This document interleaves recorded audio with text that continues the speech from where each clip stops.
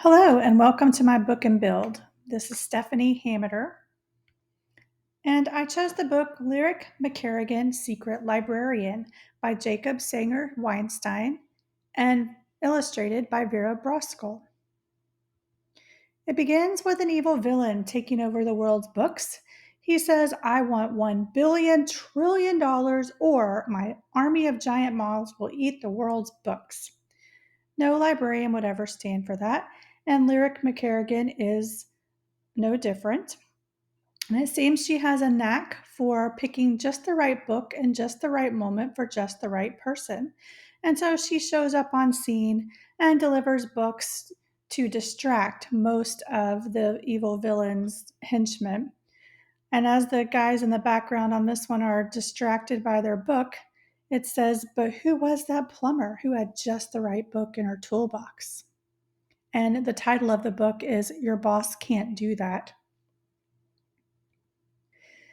She goes until she distracts most of the people working for the villain, and so he's very upset that he's not going to get his $1 billion trillion, and he decides to release the moths. But Lyric McKerrigan has another plan.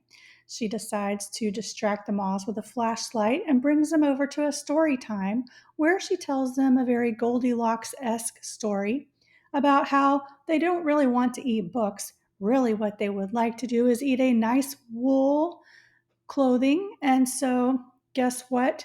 The evil villain is wearing a nice wool sweater. And so, now that his plans and his clothes are all in tatters, Lyric saves the day. The books are saved. For my build today, I chose to do something old school but adaptable, cheap with minimal materials because that's where I am in life at the moment. In my library, I have zero makerspace materials, but I wanted to have an idea of something that I could adapt in the future. This is a great book for the beginning of the year and anyone also just starting a makerspace. So I chose to do a comic strip, and in my comic strip, I chose to do a sequel to the story. So I have the same characters, but a different plot. And so the villain here says, Give me $1 billion or I'll turn on all the fire sprinklers and all the libraries and ruin all the books. And he tells his lackey over here, Be ready to push the button, Bert. Bert says he's standing by. But here comes Lyric McKerrigan. You might be interested in this book. And the book is titled Why Red Buttons Are Not a Good Idea. And the henchman takes a little bit of time to read it. In chapter 5, he reads Reversing Red Buttons. Later, when time has expired, the villain says, No money. Well, then, hit the button, Bert. Bert hits the button, and our villain is instantly drenched.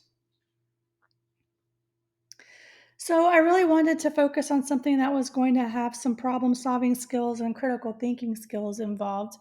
And so, one option I thought for a future adaptation for this is to have the students solve the problem in a different way than the original book solves the problem. And they could create a comic around that idea.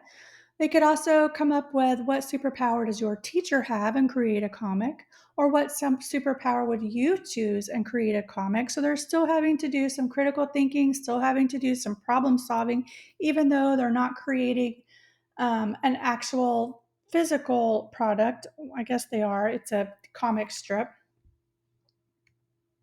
But this could also be extended to other lessons in the future. If we're talking about comics versus graphic novels, this book, the Lyric McKerrigan Secret Librarian, is kind of written as a comic.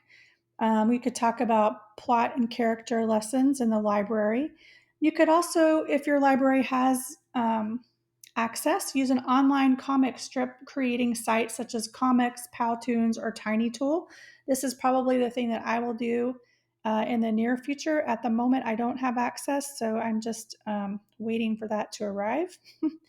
Or another good idea would be to segue this lesson into how to search the database for the next library lesson.